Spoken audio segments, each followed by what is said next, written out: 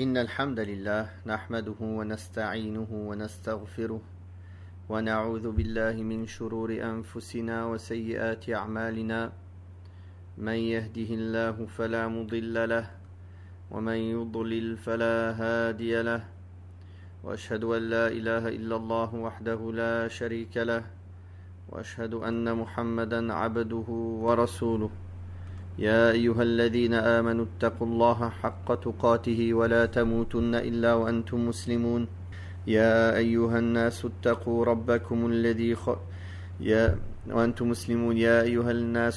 ربكم الذي خلقكم من نفس واحدة وخلق منها زوجها وبث منهما رجالا كثيرا ونساء واتقوا الله الذي تساءلون به والأرحام إن الله كان عليكم رقيبا يا أيها الذين آمنوا اتقوا الله وقولوا قولا سديدا يصلح لكم أعمالكم ويغفر لكم ذنوبكم ومن يطع الله ورسوله فقد فاز فوزا عظيما أما بعد فإن أصدق الحديث كتاب الله وخير الهدي هدي محمد صلى الله عليه وسلم وشر الأمور محدثاتها وكل محدثة بدعة وكل بدعة ضلالة وكل ضلالة في النار. Nous remercions Allah subhanahu wa ta'ala de nous permettre de nous réunir encore une fois pour lire son livre et l'expliquer en langue française. Nous en sommes arrivés à Surat Sad au verset 40. أعوذ بالله من الشيطان الرجيم واذكر عبدنا أيوب إذ نادى ربه أني مسني الشيطان بنصب وعذاب اركض برجلك هذا مغتسل بارد وشراب ووهبنا له أهله ومثلهم معهم رحمة منا وذكرى لأولي الألباب وخذ بيدك ضغثا فاضرب به ولا تحنث إنا وجدناه صابرا نعم العبد إنه أواب واذكر عبادنا إبراهيم وإسحاق ويعقوب أولي الأيدي والأبصار إنا أخلصناهم بخالصة ذكر الدار وإنهم عندنا لمن المصطفين الأخيار واذكر إسماعيل واليسع وذا الكفل وكل من الأخيار هذا ذكر وإن للمتقين لحسن مآب جنات عدن مفتحة لهم الأبواب متكئين فيها يدعون فيها بفاكهة كثيرة وشراب وعندهم قاصرات الطرف أتراب هذا ما توعدون ليوم الحساب إن هذا لرزقنا ما له من نفاد هذا وإن للطاغين لشر مآب جهنم يصلونها فبئس المهاد هذا فليذوقوه حميم وغساق وآخر من شكله أزواج هذا فوج مقتحم معكم لا مرحبا بهم إنهم صالوا النار قالوا بل أنتم لا مرحبا بكم أنتم قدمتموه لنا فبئس القرار قالوا ربنا من قدم لنا هذا فزده عذابا ضعفا في النار وقالوا ما لنا لا نرى رجالا كنا نعدهم من الأشرار اتخذناهم سخريا أم زاغت عنهم الأبصار إن ذلك لحق تخاصم أهل النار. Donc nous avons lu du verset 41 au verset 64 de Surat Sad. Allah subhanahu wa ta'ala, après avoir rappelé certains de ses prophètes, donc nous avons fini avec Daoud et Suleyman, alayhim as-salam, il dit ici, subhanahu wa ta'ala, mentionne notre serviteur Ayyub, Job. Lorsqu'il adressa à son Seigneur cette plainte, Satan m'a affligé de peine et souffrance. Nous lui dîmes, frappe la terre de ton pied, voici une eau fraîche pour te laver et boire. Nous lui rendîmes sa famille et la multipliâmes par un effet de notre miséricorde et comme un rappel pour ceux qui sont doués de raison. Nous lui dîmes encore, prends une gerbe de brindilles et frappe-en ton épouse pour ne pas violer ton serment. Nous l'avons trouvé patient dans l'épreuve. Quel excellent serviteur! Il ne cessait de revenir vers Allah et de se repentir. Mentionne Ibrahim, Abraham, Ishaq, Isaac, et Yaqub, Jacob, nos serviteurs doués d'ardeur dans l'adoration et de clairvoyance. Nous les avons distingués en suscitant en leur cœur le rappel permanent de l'au-delà.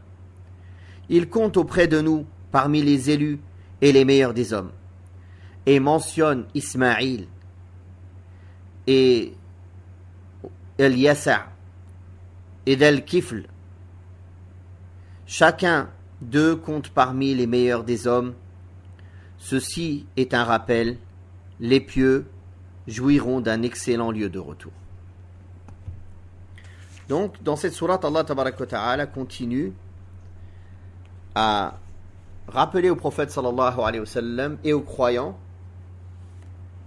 les vertus et la patience et les grandes qualités des hommes pieux qui sont les prophètes, les meilleurs hommes que la terre ait portés, qui sont les prophètes d'Allah Tabaraka wa Ta'ala, en citant quelques-uns un par un et en citant des parties de leur histoire. Ici, Allah subhanahu wa ta'ala rappelle l'histoire de Ayyub, alayhi salatu wassalam, le prophète Ayyub. Lorsqu'il adressa à son Seigneur cette plainte, « Ô Allah, Satan ne fait que m'accabler de tourments et de tortures. » Allah ta'ala nous dit de nous rappeler, dans ce livre de rappel qui est le Coran, le serviteur Ayyub, alayhi salatu wassalam, et de l'énoncer que par le meilleur rappel, et il fait son éloge de la meilleure façon qui soit. Lui qui, après avoir été victime d'un grand tort, d'une grande épreuve, fit preuve de patience et ne se plaignit à personne parmi les créatures. Il ne se plaignit qu'à son Seigneur, Allah Tabaraka wa Ta'ala. Et il ne se réfugia qu'auprès de lui. Lorsqu'il adressa à Allah subhanahu wa ta'ala, à son Seigneur, cette plainte, en ne s'adressant à personne d'autre en dehors de lui, en lui disant « Seigneur, Satan ne fait que m'accabler de tourments et de tortures. » C'est-à-dire qu'il me fait subir des choses pénibles, dures et atroces. Satan avait dominé son corps et y avait insufflé le mal jusqu'à ce qu'il devint couvert de plaies et de pus, le faisant terriblement souffrir. En outre, il avait perdu sa famille et tous ses biens. Allah Ta'ala dit à Ayyub, frappe le sol de ton pied. Frappe le sol de ton pied, afin qu'une source d'eau jaillisse pour toi de la terre et que tu puisses t'y laver et y boire en te débarrassant des maladies et des torts que tu endures. Il fit cela et Allah le débarrassa de ses maladies et l'en guérit. Avant de faire cette plainte à Allah subhanahu wa ta'ala, il a patienté des années et des années et des années. Alayhi salatu wassalam.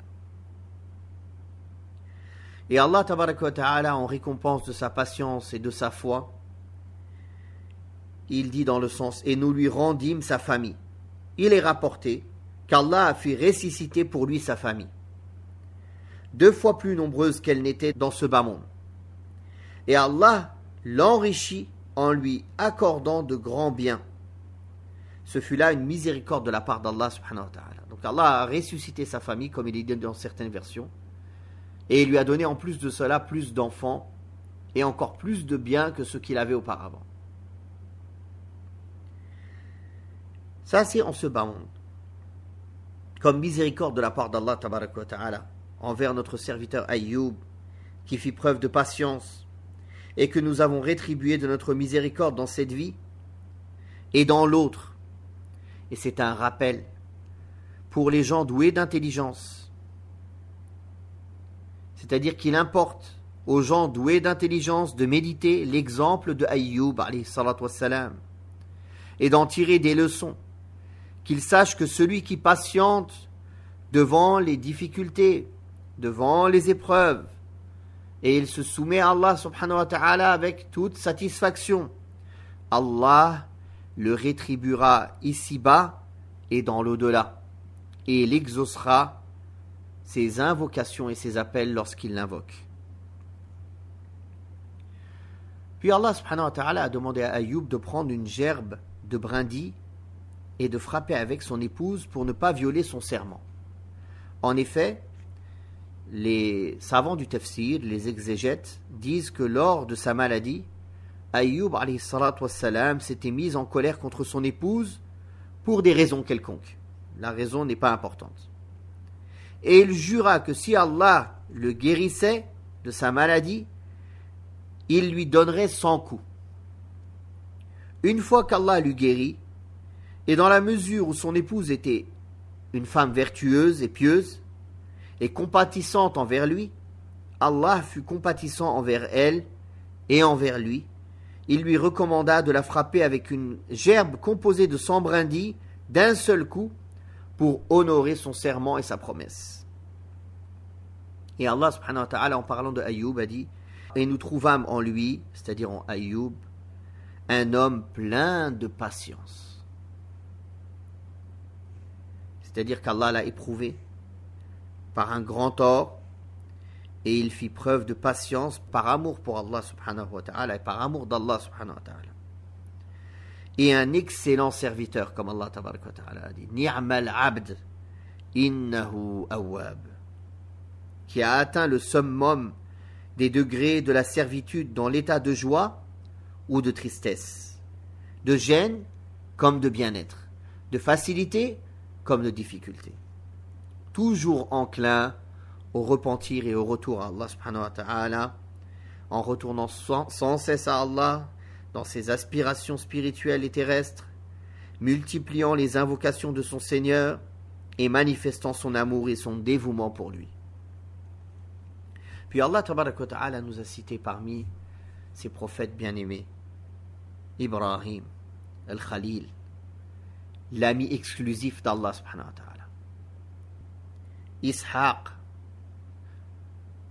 un des deux fils à Ibrahim alayhi salatu wassalam, et Yaqub, son petit-fils.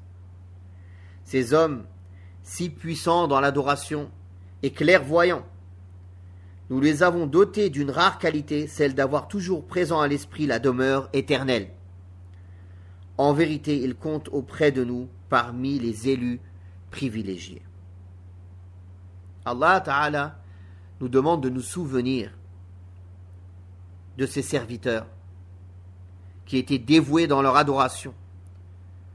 Ibrahim alayhi salatu wassalam, l'ami exclusif d'Allah tabaraka wa ta'ala, et son fils Ishaq et son petit-fils Yaqub, qui étaient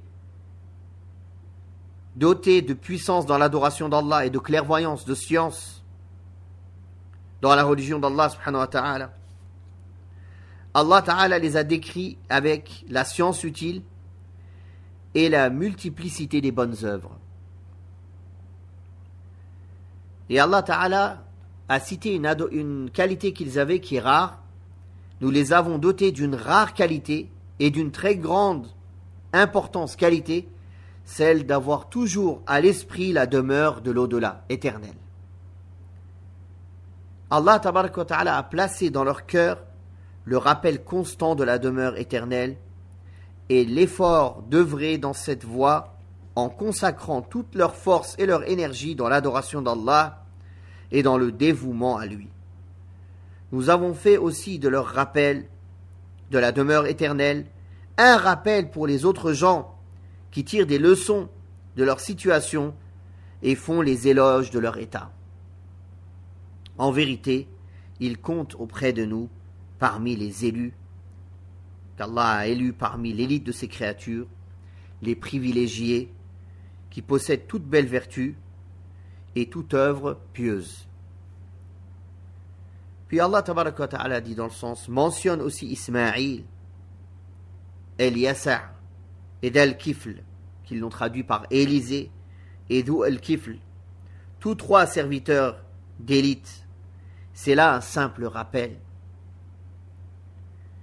C'est-à-dire mentionne ces prophètes de la meilleure façon qui soit et fais-leur des éloges, car tous trois font partie des gens privilégiés qu'Allah a élus parmi les créatures et pour lesquels il a choisi les plus parfaites des vertus, des œuvres et des qualités. Alayhim salatu wassalam. C'est là un rappel, c'est-à-dire la mention de ces prophètes élus et l'évocation de leurs caractéristiques est un simple rappel.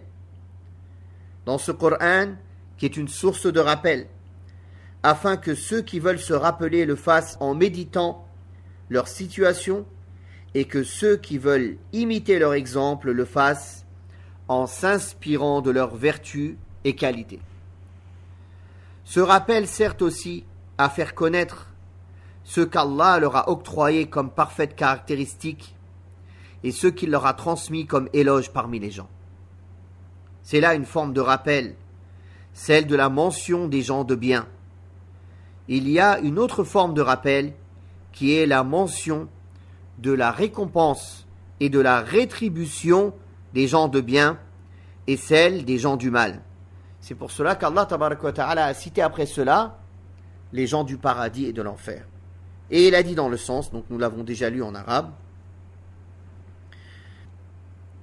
Naam.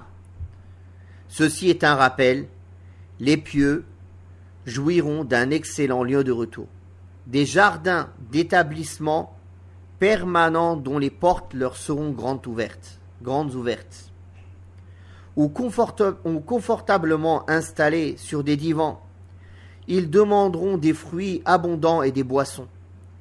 Auprès d'eux se trouveront des femmes au regard chaste, toutes d'égale jeunesse.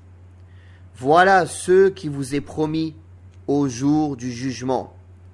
Tels sont les bienfaits inépuisables que nous vous accorderons. Il en est ainsi, alors que les transgresseurs obtiendront, eux, le pire lieu de retour, la Jehen, en laquelle ils seront précipités. Et quelle mauvaise couche elle sera pour eux. Il en est ainsi qu'ils y goûtent une eau bouillante et un liquide purulent, et d'autres tourments similaires. Les anges diront aux meneurs dans la mécréance, voici un groupe de damnés précipités avec vous en enfer. Ils répondront, puissent-ils ne trouver aucune aise? Ils vont être précipités en enfer. Leurs adeptes leur diront, puissiez-vous ne connaître aucune aise? C'est vous qui avez préparé ce châtiment pour nous, et quel mauvais lieu d'établissement il sera pour nous. Seigneur, redouble le châtiment en enfer de qui nous l'aura préparé. Ils ajouteront, pourquoi ne voyons-nous pas ces hommes que nous tenions pour mauvais? Nous moquions-nous d'eux à tort, ou ne parvenons-nous simplement pas à les voir? C'est ainsi, en toute vérité, que se querelleront les hôtes de l'enfer. Donc on voit dans ce passage dont on vient de lire le sens de la traduction, une partie des délices des gens du paradis et une partie des supplices des gens de l'enfer. Le meilleur destin est destiné aux gens de bien, aux gens qui suivent la voie des prophètes, aux gens qui suivent ce qu'Allah nous a cité comme rappel dans ces versets. Donc le meilleur retour et l'excellent sort est pour eux. à ceux qui craignent Allah tabaraka wa ta'ala parmi les croyants et les croyantes, en appliquant ses directives et en évitant ses interdits. Ensuite, il détailla ceci et l'expliqua en disant dans le sens « et devant lesquels s'ouvriront toutes grandes les portes de l'Éden ». C'est-à-dire qu'ils auront pour demeure les jardins du paradis, qu'ils ne voudront pas changer pour quoi que ce soit en raison de leur perfection et de leur béatitude absolue. Ils n'en voudront jamais sortir, et ils n'en sortiront d'ailleurs jamais. Les portes des demeures et des palais de l'Éden leur seront ouvertes toutes grandes, sans qu'il n'ait besoin de les ouvrir. Cela prouve la grande sécurité et paix qui y règne, au point où rien n'obligera ses habitants à fermer leurs portes. Où ils se reposeront en toute quiétude, sur des divans, des canapés parés et des fauteuils enjolivés, et où, à leur demande, c'est-à-dire qu'ils ordonneront à leurs serviteurs de leur servir des fruits et des liqueurs, tout ce que peuvent désirer les âmes et tout ce qui peut réjouir les yeux. Cela prouve la perfection de la félicité, de la sérénité et de la quiétude, ainsi que le summum de la béatitude. Auprès d'eux, leur chaste épouse, c'est-à-dire qu'ils seront tellement beaux et leurs épouses tellement belles qu'ils s'aimeront tellement les uns les autres qu'ils ne pourront pas se passer les uns des autres et qu'aucun d'entre eux ne pourra convoiter l'épouse de l'autre et vice-versa. Toutes égales en jeunesse, c'est-à-dire que ces épouses auront toutes le même âge, à la fleur de l'âge, le plus jeune et le plus tendre. Voilà ce qui vous est promis, ô vous les vertueux, pour le jour du jugement dernier, comme rétribution pour vos œuvres de bien. Et tous ces biens que nous vous offrons, que nous mettons à la disposition des élus du paradis, n'auront jamais de fin, mais seront éternels et continus en tout temps, abondants en toutes circonstances. Cela n'est pas impossible pour le Seigneur généreux, compatissant, très miséricordieux, bienfaiteur, dispensateur, riche, loué, subtil et tout miséricordieux, souverain, majestueux, beau et donateur, dont on ne peut énumérer les bienfaits ni cerner les faveurs. Puis Allah subhanahu wa ta'ala, après avoir cité tel est l'arrêt du Seigneur, c'est-à-dire la rétribution accordée aux vertueux et celle que nous avons mentionnée, quant aux rebelles, ceux qui ont transgressé les limites de la mécréance et du péché, ils auront la plus triste des destinées et le plus mauvais sort et le plus mauvais retour. Il expliqua ceci ensuite en ces termes. Ils seront précipités dans cette affreuse demeure qu'est la Jahannam, le lieu où sont réunis toutes sortes de châtiments et où la chaleur est intense. Dans cette affreuse demeure, le supplice les cernera de tous côtés, et ils auront au-dessus d'eux des ombres épaisses de feu, de même qu'au-dessous d'eux des ombres épaisses de feu. En outre, ils seront soumis à l'humiliation, à l'affront et au mépris. Et ils auront pour boisson une eau bouillante, une eau très chaude, qu'ils boiront et qui brûlera leurs intestins, et pleine d'immondices, mélangée à du pu et dont le goût est amer et affreux, ainsi que d'autres supplices multiples et variés, qu'ils subiront et qu'ils endureront.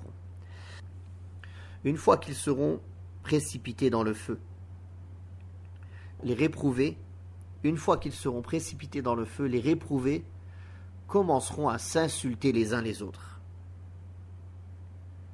Voici une foule de damnés qui viennent vous rejoindre dans le feu, disent les anges. qu'ils soient les malvenus, rétorqueront ces derniers. Ils tomberont dans le feu de l'enfer. Soyez vous-même les malvenus, répondront les damnés qui viennent d'arriver. Car c'est vous qui nous aviez préparé ce détestable guêpier, c'est-à-dire ce châtiment, en nous invitant à vous suivre, en nous égarant et en nous induisant en erreur. Voilà leur sort en enfer. Ceux aujourd'hui qui vous appellent à l'enfer à travers les réseaux sociaux, en vous dirigeant vers la mécréance, vers le polythéisme, vers le féminisme, les coachs de shaitan qui soi-disant veulent vous enseigner un développement personnel, comment développer votre âme bestiale et comment développer vos péchés et comment vous développer pour devenir des vrais gens de l'enfer. Et voici les insultes que les gens se donneront en enfer, entre les coachs de l'enfer et leurs suiveurs, qui sont passés du développement personnel à la sorcellerie et à des croyances hindouistes et chinoises, en appelant les gens à la mécréance, tout ceci au nom de l'islam, en mettant des voiles et des hijabs et des barbes et en disant Bismillah, Wallahu Akbar. Développement personnel, après ils appellent ça. Voilà leur discours en enfer. Ceux qui vous appellent à la mécréance parmi ces gens-là. Voilà leur discours, eux et ceux qui les ont suivis, en enfer, en train de s'insulter les uns les autres. Au lieu de suivre la révélation et apprendre la religion des gens de science. Non, les gens ils préfèrent aller apprendre leur religion d'égarés, des coachs en développement personnel, qui vont leur enseigner c'est quoi la foi et comment la personne elle se développe pour devenir un vrai Satan. Pour qu'à la fin, leur discours en enfer soit s'insulter les uns les autres. Et on peut dire ça aussi à tous les imams de l'enfer, qui appellent à l'enfer, comme le prophète sallallahu alayhi wa sallam les a nommés ainsi. Les imams aux portes de l'enfer, les imams du feu, qui viennent vous mettre des doutes sur les bases de l'islam, sur les bases de la foi, sur les bases des règles du halal et du haram en islam, jusqu'au point où ils remettent en doute des choses, des points sur lesquels il y a l'unanimité de tous les musulmans, depuis l'époque du prophète sallallahu alayhi wa sallam jusqu'à aujourd'hui, sauf les hérétiques et les mécréants, bien sûr. Et ils viennent habiller ça au nom de l'islam, et ils se disent des prédicateurs de l'islam, alors qu'ils ne sont que des prédicateurs de l'enfer. Voilà leur discours en enfer. Eux et ceux qui les auront suivis s'ils ne se repentent pas et qu'ils appellent les gens à la mécréance comme ils le font actuellement, à remettre en doute toutes les fondations solides de l'islam sous prétexte qu'ils veulent voir l'islam sous une nouvelle manière, une manière francisée, une manière laïcarde, une manière féministe, une manière qui est en concordance avec les philosophes, une manière qui est en concordance avec la nouvelle pensée des coachs et du développement personnel. L'islam, il ne se plie pas à la manière de ces satans. C'est à tous ces satans de se repentir et de revenir au chemin de l'islam. Et après, ça nous met un hijab et une barbe et ça dit Bismillah Wallahu Akbar. Bismillah Allahu Akbar pour aller en enfer. Attention à ces imams du feu, hommes et femmes, qui vous appellent au feu de l'enfer avec leur formation et leurs discours et leurs interventions sur Internet. Voilà leur dispute en enfer, elle sera comment? Entre les gens qui appellent à la mécréance, à des croyances shintoïques, hindouistes, et je ne sais quoi, en parlant de l'énergie, en parlant de l'univers. Au lieu de demander l'aide à Allah, elle demande l'aide à l'univers. Donne-moi de la force, je te donne de la force. Tout ça, c'est des croyances hindouistes et shintoïques. C'est de la mécréance pure. Tu trouves les solutions en toi-même. Comment ça, la personne, elle trouve des solutions en elle-même? La personne, elle trouve des solutions auprès d'Allah. En se corrigeant, en se réformant, en suivant l'exemple des hommes pieux, des prophètes, en demandant à Allah l'aide de se corriger, non pas en soi-même. Si tu es en paix avec toi-même, donc c'est bien. D'accord, tu es en paix avec toi-même, la personne elle est dans le haram, elle dit des sataneries du matin au soir, elle est en paix avec elle-même. Quelle paix! Donc la personne, elle adore sa propre personne, elle adore plus Allah. On ne peut plus faire de reproches à personne. Oui, pourquoi vous obéissez pas à Allah? Pourquoi ma soeur t'enlève le hijab? Non, mais je suis en paix avec moi-même. T'es en paix avec Satan. T'es en guerre avec Allah. Comment ça, en paix avec toi-même, en plein dans le péché? Comment? Comment, mon frère, tu es dans le haram, tu travailles dans le haram, tu vis dans le haram, tu as pris un chemin haram et tu es en paix avec toi-même? C'est ça les enseignements de l'islam, c'est ça que le Coran nous enseigne. C'est ces gens-là que le Coran nous enseigne à prendre comme exemple, ou bien les prophètes. Les prophètes pieux qui se sont dévoués à Allah, qui nous ont enseigné la foi. Mais subhanallah, combien de gens sont bernés par ces charlatans? Je m'en demande s'ils ont une raison. Comment on peut être berné par des charlatans comme ça? Donc, voilà l'exemple, les exemples qu'Allah nous demande de suivre. Les prophètes d'Allah, avec leurs qualités et leurs vertus, qui est l'obéissance, la soumission à Allah subhanahu wa ta'ala, qui travaillent pour l'au-delà, qui pensent à l'au-delà. Ce n'est pas que amasser dans ce bas monde, le plaisir de ce bas monde. Je suis en paix avec moi-même, je jouis dans ce bas monde. Et après, tu vas emmener quoi avec toi? Combien de temps tu vas vivre? Casser des couples, casser des familles, casser... Pourquoi? Sois en paix avec toi-même. Ils ont sorti des nouveaux termes. Chaque 5-10 années, il y a des nouveaux termes qui sortent. Des nouveaux satans qui viennent avec des nouvelles terminologies pour appeler les gens à la mécréance et à l'égarement. Et chaque 5-10 années, il y a des nouveaux imbéciles qui les suivent comme des moutons. Mais subhanallah, ouvrez les yeux. Où sommes-nous des enseignements du Coran? Où sommes-nous des enseignements, des exemples des prophètes? Alors voici leur discours en enfer entre eux. Ensuite, ils invoqueront contre ceux qui les ont égarés en disant: Seigneur, double le châtiment dans le feu pour ceux qui nous l'ont préparé. Allah subhanahu wa ta'ala dit dans un autre verset: chacun verra son châtiment redoublé, mais vous ne le savez pas. Et ils ajouteront, tandis qu'ils seront dans le feu: pourquoi ne voyons-nous pas ici les hommes que nous comptions jadis parmi les malfaiteurs, c'est-à-dire les croyants? Pour eux, les gens qui s'attachent au Coran et à la Sunna, qui s'attachent à la religion, c'est des malfaiteurs. Ils sont où? Ils se moquaient d'eux. Ils les prenaient en dérision. Ah, ces gens-là, ils comprennent rien.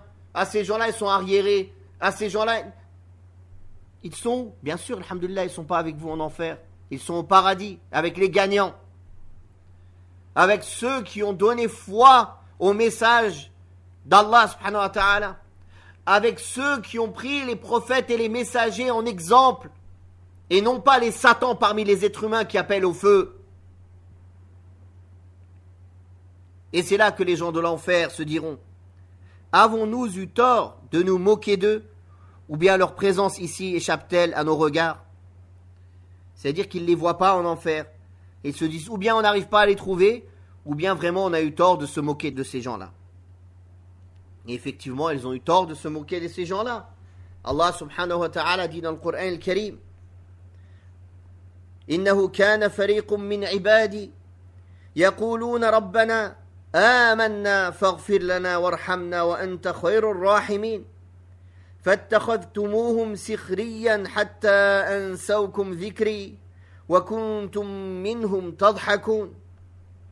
Dans le sens, il y avait un groupe de mes serviteurs qui disaient: Seigneur, nous avons cru, pardonne-nous et fais-nous miséricorde, car tu es le meilleur des miséricordieux.